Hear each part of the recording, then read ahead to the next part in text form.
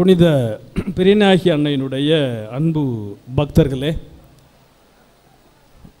5வது ஆண்டாக நான் இந்த கோணாங்குப்பம் பெரியநாயகி திருத்தலத்திற்கு வந்திருக்கிறேன். அது வேளாங்கண்ணி பங்கு மக்களால் வந்திருக்கேன். பக்கத்தில் தான் இருந்தேன். திண்டிவனத்தில் 3 ஆண்டுகள் தமிழக ஆயர் பேரவையினுடைய பொதுச் செயலராக இந்த புஸ்த புத்தகத்தை என்னுடைய காலத்தில் தான் அறிமுகப்படுத்தியது. புதிய ரோமை திருப்பலியில் 2018 பிப்ரவரி மாதம் 14ஆம் தேதி. அதனால் அங்கே இருந்தப்போ கூட இங்கே வர வேண்டும் நினைத்து வர முடியவில்லை. ஆனால் இன்று வேளாங்கண்ணி திருத்தலத்தினுடைய பங்கு தந்தையாக துணை அதிபராக இருக்கின்ற காரணத்தினால் ஒவ்வொரு ஆண்டும் பங்கு மக்களோடு இணைந்து வருவது மட்டுமல்ல, இந்த அன்னையினுடைய புகழை, அன்னையினுடைய ஆசிரை நானும் கற்றுக்கொள்வதற்கு இந்த கோணாங்குப்பம் திருத்தலத்தினுடைய அன்னை அருள் பாவிக்கின்றாள். அதனால் வேளாங்கண்ணி பங்கு மக்களுக்கு நிச்சயமாக தெரியும். இந்த 5 ஆண்டுகளாக இப்போ கூட பக்கத்தில் உட்காந்துருக்கிற அந்த ஃபாதர்கிட்ட கேட்டேன், ஃபாதர் இங்கே காக்கா இருக்கா அப்படின்னு கேட்டேன். ஆமாம், இல்லை தெரியல அப்படின்னாரு. பிரசங்கத்துக்கு இன்னைக்கு கேளுங்க, இந்த வந்துட்டு போன ஃபாதர் தான் சொல்கிறேன் அப்படின்னு. 2 நாளைக்கு முன்னாடி சென்னையிலிருந்து ஒரு குடும்பம் வந்து என்னை பார்த்தது. இந்த மாதிரி நான் 18ஆம் தேதி 11:30 மணிக்கு எங்கள் கோணாங்குப்பத்துக்கு புதுசு வைக்க போகிறேன். ஆமாம் ஃபாதர், அங்கே வந்து காக்கா வராதாமே, இது என்னடா இந்த வருஷம் எல்லாருமே காக்காவை பற்றி கேட்குறாங்க என்று ஒவ்வொரு ஆண்டும் ஒரு புதிய காரியம். ஆனால் இதில் எல்லாமே இதை எதை மையப்படுத்தி போகுது அப்படின்னா, வீரமா முனிவர் அவருடைய பெயர் கூட இன்றைக்கி யாருக்கும், அவருடைய சொந்த பெயர் வந்து இத்தாலியில் கான்ஸ்டன்டின் ஜோசப் இசேபிய பெஸ்கி அப்படிங்கிறது தான் அவருடைய பெயர். 1680ஆவது ஆண்டு நவம்பர் மாதம் 8ஆம் நாள் கண்டோல்ஃபோ பெஸ்கி எலிசபெத்தா உங்கள் அப்பா அம்மா அவர் தான் பிறந்தார். ஆனால் பழைய பதில் வந்து தைரியநாதர், வீரம், அதான் வீரமா முனிவர் சொல் தைரியம்னு வச்சுருக்கிறாங்க. அவர் தமிழ் இலக்கியத்திலேயே மிகவும் பிரசித்தி பெற்றவராக ஆனதுனால தான் தன்னுடைய பெயரை இந்த தமிழக கலாச்சாரத்திற்கு ஏற்ப அவர் மாற்றியிருக்கிறார். இன்னொரு காரியம் என்னவென்றால், அவர்கள் அந்த இயேசு சபை குருக்கள் இந்த மறைப்பணி தளத்திலே மக்களுக்கு அவர்கள் பணியாற்ற தொடங்கிய பொழுது அவங்க என்ன நினச்சாங்கன்னா, எப்படி கிறிஸ்துவின் நற்செய்தி இந்த மக்களுக்கு நாம் கொண்டு போகிறதுக்கு முன்னாடி இவர்களுடைய கலாச்சாரம், இவர்களுடைய பண்பாடு, இவர்களுடைய பழக்க வழக்கத்தை நம்ம புரிஞ்சுக்கணும். அப்போ தான் ஈஸியாக போக முடியும். அப்போ தமிழை கற்றுக்கொண்டார்கள். இவருக்கு வந்து லத்தீன் தெரியும், கிரேக்கம் தெரியும், இத்தாலி தெரியும், ஃப்ரெண்ட்ஸு தெரியும். இருந்தாலும் இந்த தமிழை வந்து தமிழ் இலக்கியத்தை கற்றுக்கொள். உலகத்தில் மொத்தம் 3000 மொழிகள் இருக்கின்றன. அந்த மொழிகளில் 600 மொழிகள் மட்டுமே உயிர்மை எழுத்துக்களும் இலக்கணமும் இலக்கியமும் காவியமும் தன்னகத்தே கொண்டிருக்கின்றன. இதில் இவ்வளவு 600 மொழி. இதில் 600 வழக்காற்று மொழிகளுக்கிடையில் சீனம், லத்தீன், ஹீப்ரு, கிரேக்கம், அரமாயிக், சமஸ்கிருதம் மற்றும் தமிழ் ஆகிய மொழிகள் மட்டுமே கடந்த 200 ஆண்டுகளாக வரலாறு கொண்டிருக்கின்றன.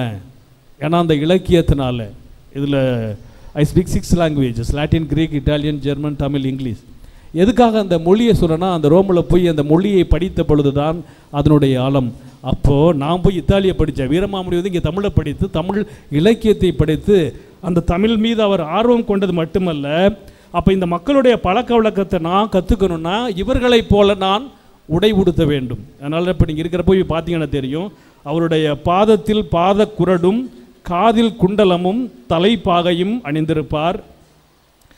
வெஜிடேரியன் தான், அதெல்லாம் சாப்பிட மாட்டார்.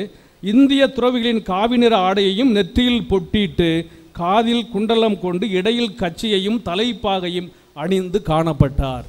ஏன்னா ஒரு பண்டார சாமியார்கள் என்பவர்கள் வந்து ஏழை எளிய மக்களோடு இவர்கள் பழகி கிறிஸ்துவினுடைய நற்செய்தி பணியை அவர்கள் பாவித்தார்கள். அதனால் இவர் ஒரு சாதாரண துறவி போல, ஒரு பண்டார சாமியை போல அந்த வேடம் பூண்டு கிறிஸ்துவினுடைய நற்செய்தியை பரப்புவதற்காக ஏலாக்குறிச்சி, அங்கே மதுரையில் திண்டுக்கல் பக்கத்தில் பாளையங்கோட்டை பக்கத்தில் காமநாயக்கன்பட்டி தொடங்கி இப்படியே வந்திருக்கிறார்.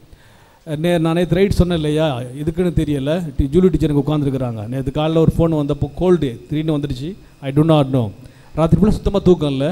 காலில் வர்றப்போ தான் ஜஸ்ட் ஐ வென்ட் த்ரூ இந்த புத்தகத்தை படிச்சுட்டு வந்தேன். இதில் எனக்கு 2 விஷயம் தென்பட்டது. ஆனால் போன 11ஆம் தேதி சாயங்காலம் நம்ம ஏஞ்சல் நகர் பெரியநாயகி மாதா கோயிலில் சொல்லாத 2 விஷயத்தை இப்போ காரில் வந்தப்போ I was rotating the pages பக்கத்தை திருத்திட்டு வந்தது.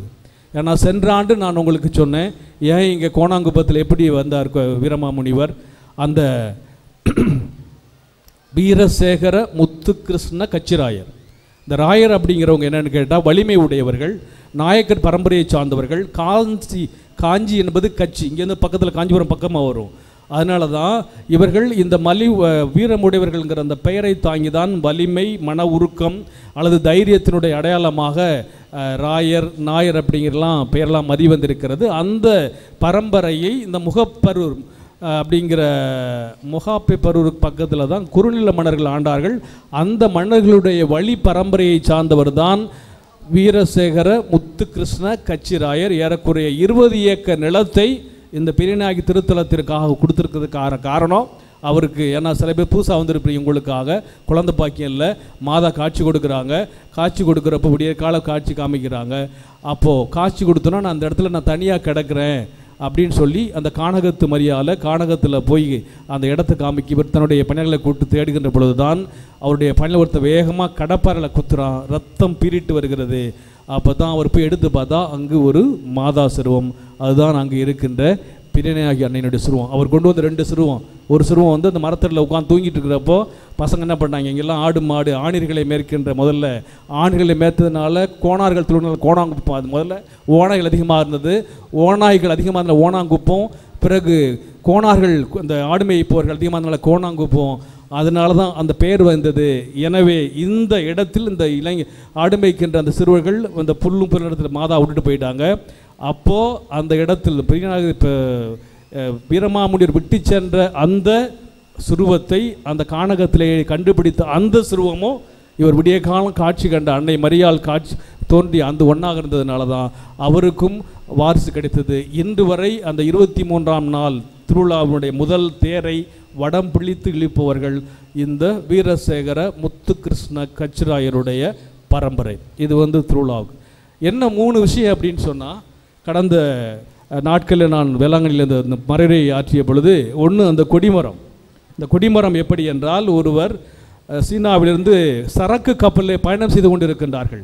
அவர்கள் பயணம் செய்து கொண்டிருந்த பொழுது சூறை காற்றுக்கும் கடல் கொந்தளிப்புக்கும் இடையே பயங்கரமான பேரிரைச்சல் உண்டாகிறது. உயிருக்காக அவர்கள் போராடி கொண்டிருக்கிறார்கள். உயிருக்காக போராடி அவர்கள் நாங்கள் காப்பாற்றப்பட்டால் இந்த மரத்தை பென்று அந்த ஆரியனூர், ஏன்னா அப்படின்னா ஆணிரை, ஆடுகள் மாடுகள் நிறைந்த ஊர் இது, அதனால் அங்கே இருக்கின்ற அந்த அன்னைக்கு நாங்கள் கொடிமரம் காணிக்கையாக வாங்கி வைக்கிறோம் என்று அந்த வேளாங்கண்ணியில் போர்ச்சுகீசிய மாலுமிகள் நாங்கள் எங்கே இறங்குறோமோ அங்கே மாதாவுக்கு கோயில் கட்டுறோம். அவங்க இறங்கின இடம் வேளாங்கண்ணி, இறங்கின நாள் 8 மாதா பிறந்த நாள் செப்டம்பர் மாதம் 8ஆம் தேதி இறங்கி பார்க்குறாங்க வேளாங்கண்ணி. அங்கே ஒரு குடிசை கோயில் இருக்குது, அதான் அன்றைக்கி பெரிதானது. ஆக போர்ச்சுகீசிய மாலுமிகள் கடையிலிருந்து காப்பாற்றப்பட்டதனால் அவர்கள் கட்டிய ஆலயம் எது? வேளாங்கண்ணி. இவர்கள் கடலிலே பயணம், அந்த சரக்கு கப்பல் பயணம் செய்த பொழுது அந்த கப்பல் ஆபத்திலிருந்து காப்பாற்றப்படும் அவர்கள் நிறுவிய அந்த மரம் கொடிமரம். ஆக இந்த திருத்தலத்தில் இருக்கின்ற ஒவ்வொன்றும் கடவுளுடைய அன்னையினுடைய அருளால் ஆசிரால் நிறைந்திருக்கிறது. இரண்டாவது என்னென்னா, ஒரு காலத்தில் இந்த திருத்தலம் காக்காக்களின் சரணாலயமாக இருந்திருக்கிறது. நிறையா ஏன்னா மக்கள் வர்றாங்க, பொங்கல் வைக்கிறாங்க, மக்கள் பொங்கல் வைப்பாங்க, மொட்டை அடிப்பாங்க, ஆடு காணிக்கையாக கொடுப்பாங்க, கோழி காணிக்கையாக கொடுப்பாங்க, சமைத்து அன்னைக்கு பொங்கல் வைத்து சாப்பிட்டு அவர்கள் தங்களுடைய நேர்ச்சைகளை செலுத்துவார்கள். இவ்வாறு ஒரு தாயானவள் தனக்கு குழந்தை பாக்கியம் கிடைக்கலவென்று மாதாவிடத்தில் வேண்டுகின்றால், அவள் வேண்டிய ஓராண்டுக்குள் அவளுக்கு குழந்தை பாக்கியம் கிடைக்கிறது. உடனே அந்த கோயில் வாசலில் வச்சு என்ன செய்கிறா, பொங்கல் வைத்து மாதாவுக்கு தன்னுடைய குழந்தை பிறந்த அந்த குழந்தையையும் காணிக்கையாக கொடுக்கிறாள். அந்த நேரத்தில் காகங்கள் வட்டமிட்டு பறக்கின்றன. அந்த காகங்கள் வட்டமிட்டு பறந்து என்ன பண்ணிடுதுன்னா எச்சமிட்டுடுது. அந்த எச்சம் அந்த பொங்கலில் விழுந்து விடுகிறது. காக கூட்டம் அதிகமாக இருந்ததுனால அப்படியே அடித்து அந்த பானையை உடைச்சிருது. ஐயோ என்ன குத்தமோ தேவ குத்தமோ என்று சொல்லி அந்த தாயானவள் அழுது புலம்பி கதறி வேண்டுகிறாள். அந்தோடு இன்று வரை இந்த திருவிழா நாட்களிலே இங்கு காகம் கிடையாது. ஆக இங்கு நடக்கின்ற ஒவ்வொரு புதுமையும் அன்னையினுடைய புதுமை, மக்களால் வருகின்ற நம்பிக்கையாளர்களால் உருவாக்கப்படுகின்ற ஒரு புதுமை. இன்னொன்று, நான் காரில் வர்றப்போ என்ன கண்டுபிடிச்சேன் அப்படின்னு சொன்னேன்னா, இந்த காசிமேடு வேளாங்கண்ணி மற்ற இடத்துல வருவாங்க, வேளாங்கண்ணிக்கு வந்து வர்றவங்களும் காசிமேட்டில் வர்றவங்களும் தான் இங்கே அதிகமாக இருப்பாங்க. அதுக்கும் ஒரு வரலாறு இருக்கிறது. என்ன வரலாறு என்றால், இவர் என்ன பண்ணுறாரு, இங்கே ஒரு சிறுவன் காணாமல் போச்சுன்னு கட்சி சொல்லிட்டு போயிடுறார். போய் இதில் உட்காந்து வேலை செஞ்சுட்டு இருக்கிறாரு, மயிலாப்பூரில் ஆயிரத்தில் வேலை செய்கிறார். பிறகு செய்தி கேள்விப்படுகிறது, உங்களுடைய சிறுவன் இங்கே இருக்கிற வீரசேகர முத்துகிருஷ்ண கச்சிராயருடைய தென்னுக்கு தான் அங்கே வந்து ஒரு ஆலயம் நிறுவி மக்கள் வழிபடுறாங்களாம். வந்து கேட்ட உடனே தாம் தவறவிட்ட தொலைந்த சிறுவங்க இருக்கின்ற மகிழ்ச்சி அடைந்து விட்டு அவர் என்ன பண்ணுறாரு, மறுபடியும் போய் தேக்கில் ஒரு அழகான ஒரு உருவம் செஞ்சு அப்போது இருந்த ஆயர் இந்த பிஞ்ஞாரவிடத்தில் கேட்கின்றார், இந்த உருவத்தை மணிலாவுக்கு அனுப்பி தேக்கு மரத்தில் செய்து அதை எனக்கு கொண்டு வந்து தருமாறு இவர் கேட்கின்றார். எனவே அவர் வரைந்த அந்த உருவமானது மணிலாவுக்கு அனுப்பப்படுகிறது. அங்கு தேக்கு மரத்தால் செய்யப்பட்டு அது எங்கே வந்து சேருதுன்னா காசிமேட்டை வந்து சேர்கிறது. அங்கே காசிங்கிற ஒரு செட்டியார் இருக்கிறார். அவர் வந்து அங்கிருந்த ஏழை எளிய மக்களுக்கு ஏறக்குறைய 25 ஏக்கர் நிலம் அந்த மக்கள் வாழுகின்ற இடத்துக்கு கொடுத்துருக்கிறார். அது ஒரு வரலாறு. அப்போ அவர்கள் என்ன செய்கின்றார்கள், இந்த மக்கள்லாம் யார் என்றால், எந்த பரம்பரையில் நம்முடைய வீரமாமுனிவர் வருகிறாரோ, பெஸ்கி வருகிறாரோ, அந்த பரம்பரையில் வந்தவர்கள். அப்படின்னா சவரியார், இயேசு சபை குருக்கள். அப்போ இயேசு சபை குருக்கள் இந்தியாவிலே வந்து மதத்தை அருளானந்தர் இயேசு சபை குருக்கள். அருளானந்தர் இறந்த நாளில் தான் வீரமாமுனிவரும் இறந்திருக்கிறார், பிப்ரவரி மாதம் 4ஆம் தேதி. எப்படி ஒற்றுமை வருது பாருங்க. அவரும் ஒரு இயேசு சபை குரு, வீரமாமுனிவரும் ஒரு இயேசு சபை குரு. எனவே இவர்கள் என்ன செய்கிறார்கள், இந்த இயேசு சபை குருக்கள் அப்போதைக்கு தங்களுடைய பணியை ஆண்டவருடைய பணியை அவர்கள் செய்தார்கள். அப்போ இவர் என்ன கேட்குறாரு, ஆயர்கிட்ட கேட்ட உடனே பதிவு கிடைக்கிறது. அதனால் இவர்கள் எல்லாமே சவரியார் வந்து கடற்கரையில் தூத்துக்குடி தோங்கி கடல் பாங்கான பகுதியில் அப்படியே நடந்து வந்து வேளாங்கண்ணி வந்து நாகப்பட்டினத்தில் இன்னமும் காடம்பாடின்னு ஒரு ஊர் இருக்குது, அங்கே சவரியார் இருந்த குகை இருக்குது. அப்படியே போயிட்டு கடைசியில் சீனாவுக்கு போவார். அங்கே போய் தான் அவர் இறந்துட்டு தான் அவருடைய பாடி நம்ம இப்போ தான் கோவாவில் நீங்கள்லாம் போய் பார்த்துட்டு வந்தீங்க. ஆக இந்த பரவர்குல மக்கள் என்ன செய்கிறார்கள்னா சபரியாரால் மனமாற்றப்பட்டவர்கள். இவர்கள் கடல் சார்ந்த பகுதியில் வாழ்கின்ற காரணத்தினால தூத்துக்குடியிலிருந்தும் கன்னியாகுமரியிலிருந்தும் அவர்கள் புலம்பெயர்ந்து தொழிலுக்காக காசிமேடு, ராயப்பேட்டை, தொண்டையார்பேட்டை, இந்த காசி மாநகர் இந்த பகுதிகளில் இந்த மக்கள் இருக்கின்றார்கள். அப்போது வீரமாமுனிவர், சவரியார் அந்த வழி தோன்றர்கள். எனவே அவர்களுக்கு அன்னையின் மீது கொண்ட பக்தி. அதனால் என்ன ஆகுது, மணிலாவிலிருந்து வரையப்பட்ட அந்த சிறுவம் காசிமேட்டுக்கு வந்த உடனே காசிமேட்டிலிருந்து அவர்கள் புகைவேண்டு வழியாக கொண்டு வந்து பூவனூர் அப்படிங்கிற இங்கே ஒரு ரயில்வே ஸ்டேஷன் இருக்குது, அங்கேருந்து அவர்கள் மலர் வண்டியில் கொண்டு வந்து அந்த வீரமாமுனிவரால் வரையப்பட்டு தேக்கினால் செய்யப்பட்ட சிறுவத்தை இங்கு நிறுவுகின்றார்கள். அதனால தான் காசிமேட்டுக்கும் கோணாங்குப்பத்துக்கும் ஒரு கனெக்ஷன் இருக்கும். அதற்கு பிறகு இன்னொரு காரியம் என்னென்னா 7 மாட்டு வண்டிகள்ங்கிற ஒரு கதை இருக்குது. 7 மாட்டு வண்டி என்னென்னு கேட்டால், ஒரு 7 பேர் மாட்டு வண்டியில் காசிமேட்லேருந்து கோணாங்குப்பத்துக்கு வர்றாங்க. கோணாங்குப்பத்துக்கு வந்து அவங்க வர்றப்போ அப்போல்லாம் பார்த்தீங்கன்னா எல்லாம் ஒரே காடு, விவசாய வயல், ரோடெல்லாம் கரடுமுரடானது, எந்த பக்கம் போடுறதுன்னு தெரியலை. நான் கூட ஃபஸ்ட் இயர் வந்து இன்னொரு ரோடு அந்த ரோட்டில் போயிட்டேன் நான். அப்போ அவர்கள் ரோடு மாறி போகின்றார்கள். ஒரு பாட்டி அம்மா ஆப்பக்கடை வச்சுக்கிட்டு எங்கே போகிறீங்க அப்படின்னு கேட்குறான். நாங்கள் கோணாங்குப்பம் பெரியநாயகி மாதா கோயிலுக்கு போகணும், நீங்கள் பாதை மாறி போகிறீங்க, திரும்பி வந்து இப்படி போங்க அப்படின்னு அந்த பாட்டி சொல்கிறாங்க.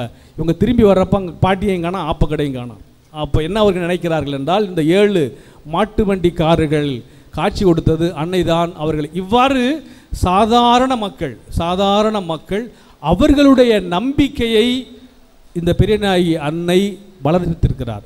அன்று இருந்த அந்த மக்கள் இன்னைக்கு 10 லட்சம் மக்கள் இந்த ஆலயத்தை வந்து தரிசிக்கின்ற அளவுக்கு வளர்ந்திருக்கிறது என்றால் உங்களை போன்ற இந்த பெரியநாயகி அன்னையினுடைய பக்தர்கள். அதனால் நீங்கள் காவி போட்டு இந்த காவியை உருவாக்குனவர் யார்?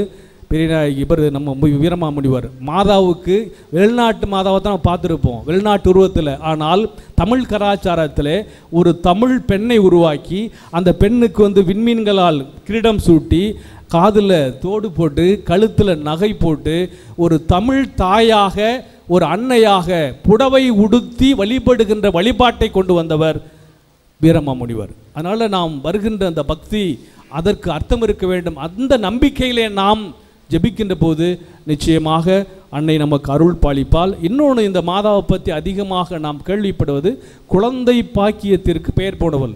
ஏன்னா ஏற்கனவே நான் சொன்ன அந்த அம்மா, அதோட இன்னொரு அம்மா, 3 பேர் நான் இதில் படித்த வரலாற்றில் குழந்தை பாக்கியெல்லாம் கேட்டுக்கிறாங்க. அவங்க வேண்டி ஓராண்டுக்குள் அவர்கள் குழந்தை பாக்கியம் வந்திருக்கிறது. இந்த குழந்தை பாக்கியம் கொடுத்ததுனால தான் வீரசேகர முத்துகிருஷ்ண கச்சிராயர் இந்த ஆலயத்தை இங்கு கட்டினார். ஏன்னா அவர் குழந்தை இல்லை. அப்போ ஆண் வாரிசு இல்லாமல் அவர் கஷ்டப்பட்ட பொழுது மாதா கனவுளே தோன்றியதனால்தான் இங்கு குழந்தை பாக்கியம் உண்டானது. அதனாலோ என்னவோ இங்கு வருகின்ற பக்தர்கள் குழந்தை பாக்கியம் தேடி வருகின்ற பொழுது அவர்களுக்கு அன்னை அருள் பாவிக்கிறார். அத்தகைய ஒரு திருத்தலத்திலே கோணாங்குப்பம் பெரியநாயகனுடைய திருத்து வந்திருக்கிறீர்கள். எனவே இந்த ஆண்டு இறுதியாக ஒரு சிறப்பான ஆண்டு. என்ன சிறப்பான ஆண்டுனா ஜூபிலி ஆண்டு.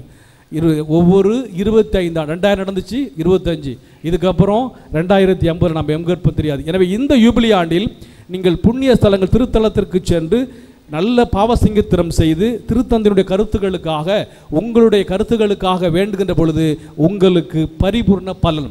இந்த பரிபூர்ண பலன்கிறது கடைசி காலத்தில் நமக்கு கேட்கின்ற பலன். நீங்கள் யாருக்கெல்லாம் ஜெபிக்கின்ற உங்களுடைய அப்பாவுக்காக, உங்களுடைய அம்மாவுக்காக, தாத்தா பாட்டிக்காக, ஒருவேளை அவர்கள் புனித நிலையை அடைந்து விட்டால் அவர்கள் நீங்கள் ஜெபிக்கின்ற அந்த ஜெபம் உங்களுக்கு அவங்க திருப்பி அனுப்புவாங்க. That is called plenary indulgence. So பரிபூர்ண பலன் திருத்தந்தை கொடுத்திருக்கிறார். இந்த ஆண்டு ஜூபிலி ஆண்டு.